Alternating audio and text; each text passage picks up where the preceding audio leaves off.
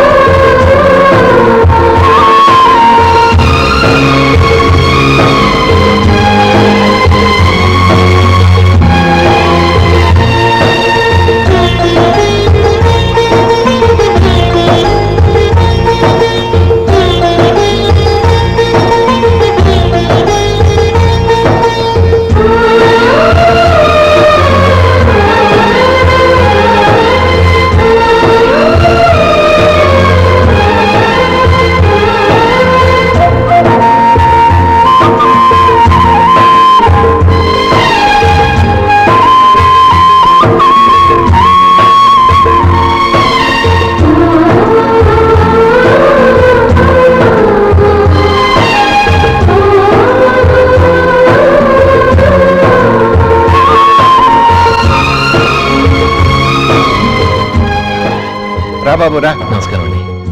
వచ్చే వారి నుంచి 100 పచ్చడి బాటిళ్లు, 100 మసాలా ప్యాకెట్లు ఎక్కువేయండి. అలాగేనండి. మార్కెట్ లో మీ ప్రొడక్ట్స్ కి మంచి పేరు వచ్చింది. చాలా సంతోషం అండి. వస్తానండి. Best of luck.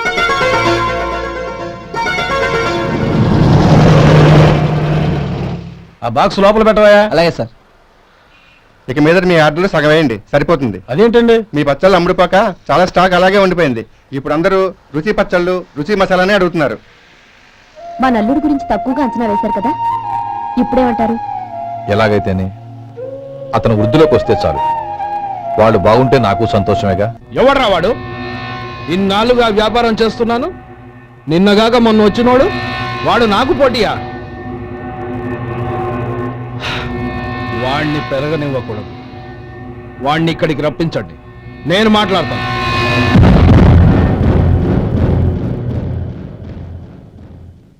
నమస్కారం అండి. రమ్మన్నారంట? నీ పచ్చళ్ళ కంపెనీ మూసేయాలి. నీకెంత కావాలి? 5 లక్షలు ఇస్తాను. చాలా? 5 లక్షలు కాదు, 50 లక్షలు ఇచ్చినా నా కంపెనీ మూయడం జరగదు. బాగా ఆలోచించుకొని చెప్పు. ఈ వ్యాపారంలో పుట్టి పెరిగినోణ్ణి, నాతో పోటీ పడకు. నా చేతి కింద 6000 మంది పనిచేస్తున్నారు. ఆంధ్ర మొత్తం నాకు బ్రాంచులు ఉన్నాయి. నేనే మార్కెటింగ్ చేయలేకపోతున్నాను. ఆఫ్టర్ ఆల్ ఒక కుటీర పరిశ్రమలా పెట్టుకొని నువ్వెలా మార్కెటింగ్ చేయగలవు? 6000 మంది వర్కర్స్ని పెట్టుకుని ఆంధ్ర మొత్తం బ్రాంచీలున్న మీరే నా కంపెనీ చూసి భయపడుతున్నారంటే నా సరుకులో నాణ్యత ఉందనేగా. ఆ నాణ్యత ఉన్నంత వరకు నాకెవరూ పోటీ కాదు. ఈ ప్రపంచంలో నేను ఎక్కడైనా మార్కెట్ చేయగలను. వస్తాను.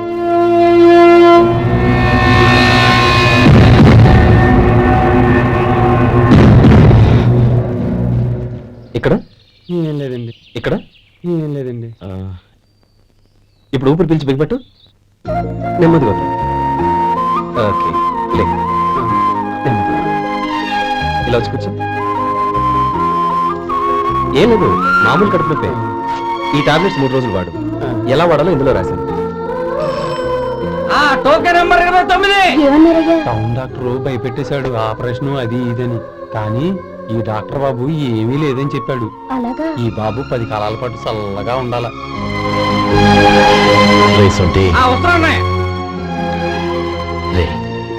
భగవంతుడి దయ వల్ల తమ్ముడు హస్తవాసి మంచిదని అప్పుడే పేరొచ్చిందిరా.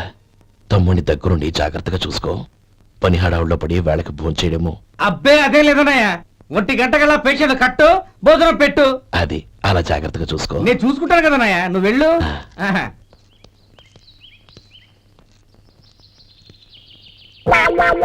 అయ్యో, ఏంటయ్యా ఉంటున్నాడా ఈ దెబ్బలు? ఏదైనా యాక్సిడెంటా? అదేం కాదండి, మరి గోరు కురికినందుకు ఎలక్ట్రిక్ స్తంభాన్ని కట్టేసి ఇలా రక్తం వచ్చేలా కొట్టారండి. ఊరు కొరికినందుకు ఎలక్ట్రిక్ స్తంభాన్ని కట్టేసి ఇంతలా కొడతారా? వాళ్ళతో మనుషులా రాక్షసులా? చాలా థ్యాంక్స్ అండి, కనీసం మీరైనా అర్థం చేసుకున్నారు. వాళ్ళు అర్థం చేసుకోలేదండి.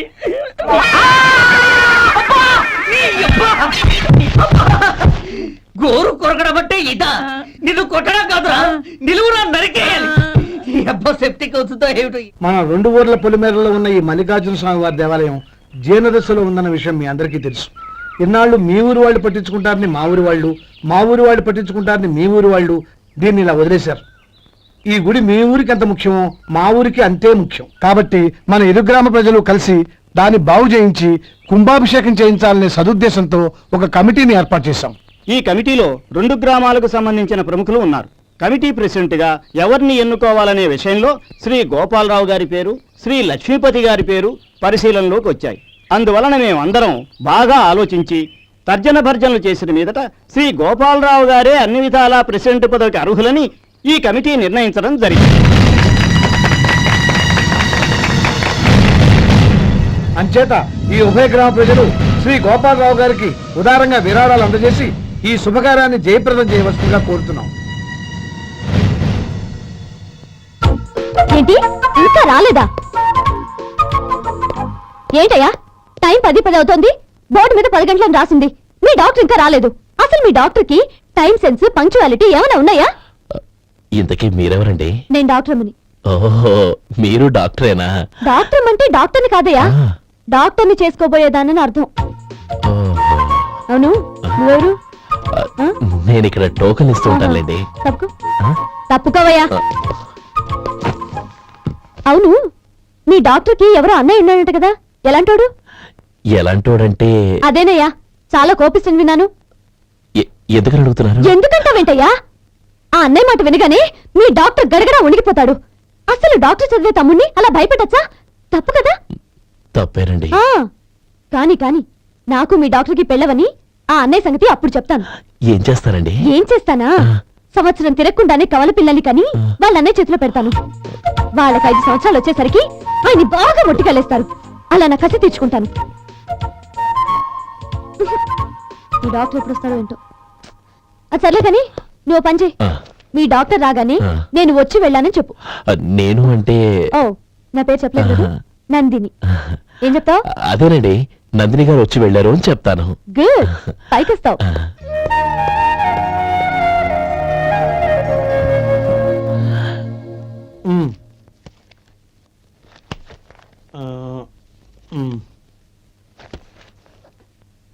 దీంతో మొత్తం 4,98,200 అయ్యాయి. పోతే నువ్వు ఇచ్చినంత ఇవ్వలేకపోయినా ఈ దైవకార్యానికి నా వంతు చందా 1800. దీంతో మొత్తం 5 లక్షలు పూర్తయ్యాయి. సరేరా, ఆ, నేను ఈ డబ్బు తీసుకుని పట్నం వెళ్ళి బ్యాంక్ లో వేసి వస్తాను. అలాగే, నేను నీతో వద్దాం అనుకున్నాను రా, అనుకోకుండా సాయంత్రం ఇన్స్పెక్షన్ వచ్చింది. పర్వాలేదులే, వెళ్ళొస్తాను.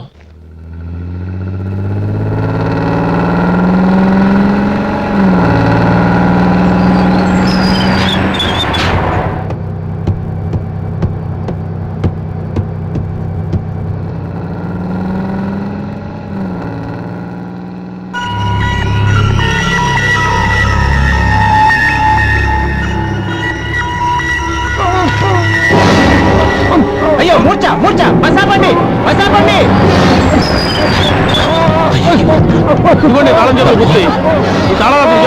వీటి వల్ల ప్రయోజనం లేదు. 4 ఖర్చుకోకుండా పళ్ళ మధ్య పెట్టడానికి గట్టిగా అది ఉంటాయి. పడి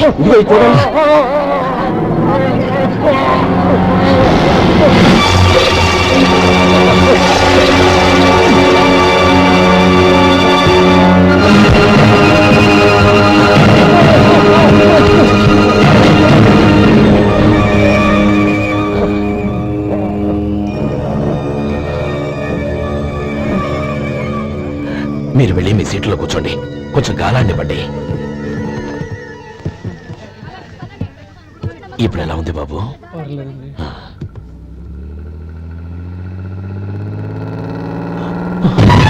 అయ్యో, నా బ్యాగ్ ఎవరైనా చూసారా? అందులో 5 లక్షలు ఉన్నాయి. నా బ్యాగు. వెంటనే బస్ ఆపండి. ఎవరిని కింద దిగవద్దు. అందరినీ చెక్ చేయండి. నా అంచనా తప్పు కాలేదు. వాడి మంచితనమే వాడిని దెబ్బకొట్టింది.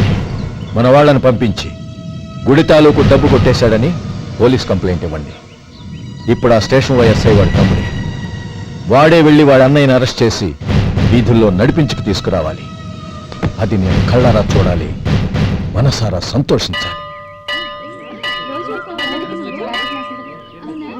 అయ్యా గోపాలం గారు మీరు దేవస్థానం సొమ్ము దొంగిలించారని ఎవరో పోలీస్ కంప్లైంట్ ఇచ్చారంట.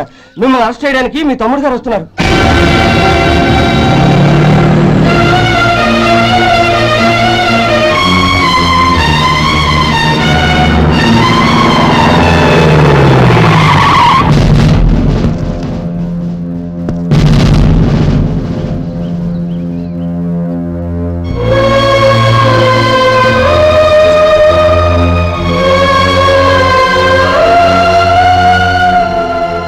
చూడు గోపి, ఎప్పుడు నువ్వు ఉద్యోగంలో చేరావో అప్పుడే తన పరానే తేడా మర్చిపోవాలి. నేరం చేసిన వాడు నీ తమ్ముడైనా అన్నైనా సరే శిక్షించాల్సిన బాధ్యత నీది. అదే నువ్వు నీ ఉద్యోగానికి ఇచ్చే గౌరవం.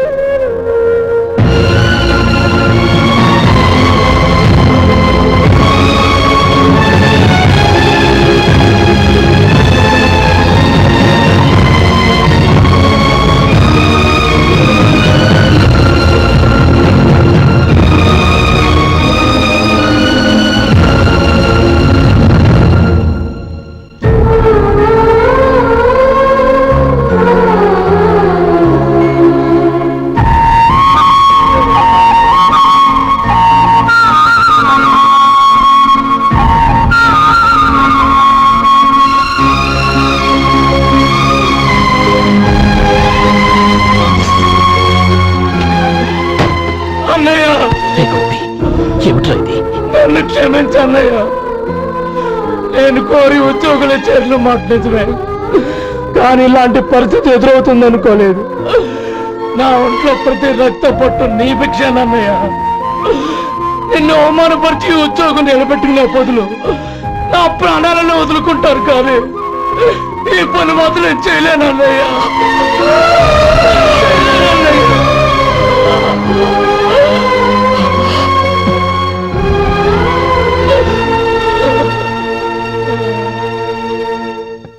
ఏరా, ఇన్నేళ్లు కష్టపడి సంపాదించిన ఉద్యోగానికి రాజీనామా చేస్తావా?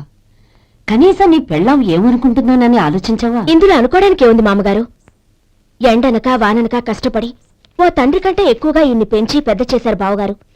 అలాంటి దేవుణ్ణి అరెస్ట్ చేసే ఆ ఉద్యోగం ఈయనకు అవసరం లేదు. బాగుంది. అన్నకు తగ్గ తమ్ముడు, తమ్ముడికి తగ్గ పెళ్ళాం. సరే, మీ ఇష్టం. నానమ్మ, అన్నయ్యడి. నమస్కారం అండి. ఓ, నువ్వా? రా, కూర్చో. పర్వాలేదండి. ఏంటి ఇలా వచ్చావు? ఆ రోజు నా కంపెనీని మూసేయమన్నారు. ఇప్పుడు నేను మూసేయడానికి సిద్ధంగా ఉన్నాను. దానికి ప్రతిఫలంగా నాకు 5 లక్షలు కావాలి. అలాగే, నీకు కావలసిన 5 లక్షలు నేను ఇస్తాను. చాలా థ్యాంక్స్ అండి. కానీ మీరు మీ కంపెనీని మూసేయక్కర్లేదు. సార్, అవును మిస్టర్ మధు, మీ అన్నగారికి జరిగిన అన్యాయం గురించి తెలుసుకున్నాను. మీ కుటుంబం గురించి కూడా విన్నాను. సహజంగా అందరూ ఐకమత్యానికి ఉదాహరణ రామలక్ష్మణులు అంటారు. కానీ ఆ రామలక్ష్మణులు ఎలా ఉంటారనేది పుస్తకాల్లో చదవడం తప్ప ఎవ్వరూ చూడలేదు. మీ అన్నదమ్ములను చూస్తే ఆ రామలక్ష్మణులు ఇలాగే ఉండేవారేమో అనిపిస్తుంది. అలాంటి కుటుంబానికి ఇలాంటి ఇబ్బంది రావడం నిజంగా దురదృష్టం. రామునికి హనుమంతుల్లా కాకపోయినా ఏదో వృత్తభక్తిగా నా వల్ల వీలైన సహాయం ఈ 5 లక్షలు తీసుకో. మీ కంపెనీ పేరు మీదే అన్ని సరుకులు తయారు చేయండి. నేను వాటిని ప్రపంచమంతా మార్కెటింగ్ చేస్తాను. సార్, మీ రుణం ఉంచుకోను. తొందరలోనే తీర్చేస్తాను. స్నేహితుల మధ్య రుణాలేంటి మధు? We are friends.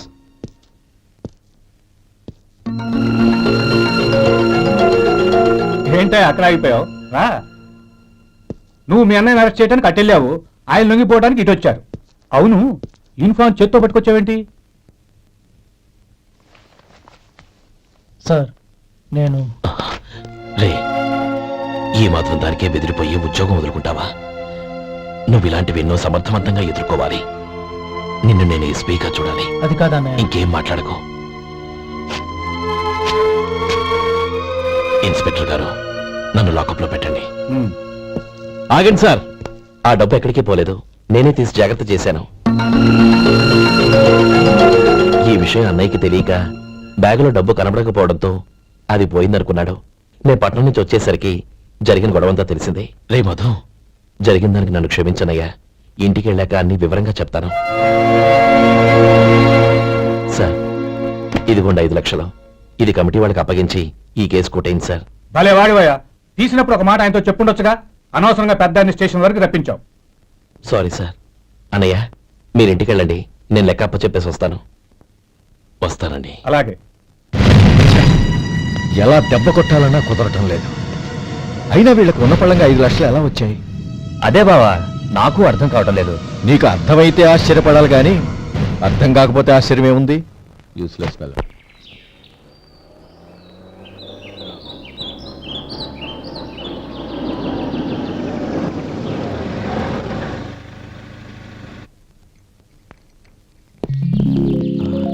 నువ్వు ఎక్కడే ఉండు.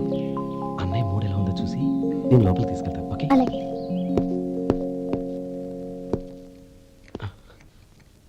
అన్నయ్య, ఏంట్రా? నేను చాలా రోజుల నుంచి నీకు విషయం చెప్తున్నాను, గుర్తుందా? ఏ విషయం? అదే అన్నయ్య, నేను ఓ అమ్మాయిని ఓ అమ్మాయిని లవ్. ఓహో, లవ్ చేస్తున్నావా? ఆ విషయం నువ్వు నాకెప్పుడు చెప్పావురా? ఊళ్ళో అందరూ అనుకుంటుంటే నేను విన్నాను.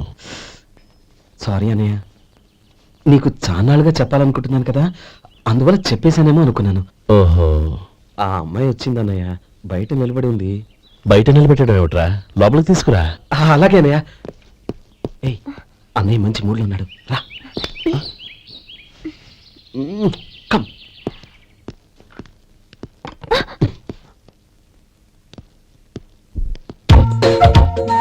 ఎందుకంటావేంటయ్యా? ఆ అన్నయ్య మాట వినగానే మీ డాక్టర్ గడగడ వణికిపోతాడు. అసలు డాక్టర్ చదివే తమ్ముడిని అలా భయపెట్టచ్చా? తప్పు కదా? తప్పేనండి. ఆ, నమస్కారం మేడం. నమస్కారం. అదేంట్రా, మనిషో పక్కనుంటే నమస్కారం ఇంకో పక్కన ఉంది? అది మర్యాద అన్నయ్య, మర్యాద. ఆహా, అవును, నీ పేరేంటమ్మా? నందిని. ఆ? నందిని. నందిని అన్నయ్య. ఏ, ఆ ముక్క తను చెప్పలేదా? పెద్దలంటే మహాగౌరవం అన్నయ్య. మేమిద్దరు ఇంత క్లోజ్ ఫ్రెండ్స్ కదా, ఆయన నాతో కూడా ఎక్కువ మాట్లాడదు ఓహో, కదా. నాకు మీ డాక్టర్కి పెళ్ళవని అప్పుడు అన్నయ్య సంగతి చెప్తాను. ఏం చేస్తానండి? ఏం చేస్తానా? సంవత్సరం తిరగకుండానే కవల పిల్లల్ని కని వాళ్ళ అన్నయ్య చేతిలో పెడతాను. వాళ్ళకి 5 సంవత్సరాలు వచ్చేసరికి ఆయన్ని బాగా ముట్టిగలేస్తారు. అవును, అమ్మాయి మోహం చూడకుండా నిర్ణయం తీసుకోనరా? తలెత్తు. ఏం చెప్తావు? అదేనండి, నందిని గారు వచ్చి వెళ్ళారని చెప్తాను. గుడ్, పైకొస్తావు. ఈయన మీ అన్నయ్య? అవును. నందిని, ఏమైంది? ఎందుకు ఏడుస్తున్నావ్? ఈయన మీ అన్నయ్యని తెలియక తెలియక హాస్పిటల్ దగ్గర మర్యాద లేకుండా దురుసుగా మాట్లాడాను. ఆయన ఈ పెళ్లి తప్పుకోరు. ఊరుకో, అలాంటి చిన్న చిన్న విషయాల్ని మా అన్నయ్య పట్టించుకోడు. అయినా నేను కన్విన్స్ చేస్తాను కదా. ఆయనకంత అవమానం జరిగాక ఎందుకు కన్విన్స్ అవుతారు? చూడు, నువ్వు వేరే పెళ్లి చేసుకొని నీకు పుట్టబోయే బిడ్డకు నా పేరు పెట్టుకో. ఏంటమ్మా? నేనే నుయ్యగుయ్య చూసుకుంటాను. అదిగో ఆ చూపు చూడు, ఆ చూపు ఒకలా ఉంది. ఖచ్చితంగా ఆయన పెళ్లి ఒప్పుకో. నందిని, నా మాట విను ప్లీజ్. రే శేఖర్, ఆ అమ్మాయి చెప్పింది నిజమే. తనని ఎప్పుడైతే హాస్పిటల్ దగ్గర చూశానో అప్పుడే నేను నిర్ణయానికి వచ్చేసాను. విన్నావా? నేను చెప్పానుగా, ఆయన ఆల్రెడీ ఓ నిర్ణయానికి వచ్చేసారట. ఇక నేను వెళ్తాను. అలాగే వెళ్ళి ఈసారి వచ్చేటప్పుడు మీ అమ్మా నాన్నల్ని తీసుకురా. ముహూర్తాలు ఎప్పుడు పెట్టుకోవాలో నిర్ణయించుకుంటాం. అర్థం కాలేదా? నువ్వే మా వాడికి సరైన చోటి. అదే నేను తీసుకున్న నిర్ణయం. బావగారు, నన్ను ఆశీర్వదించండి. లేమ్మా, శీఘ్రమే కళ్యాణ ప్రాప్తి రస్తు.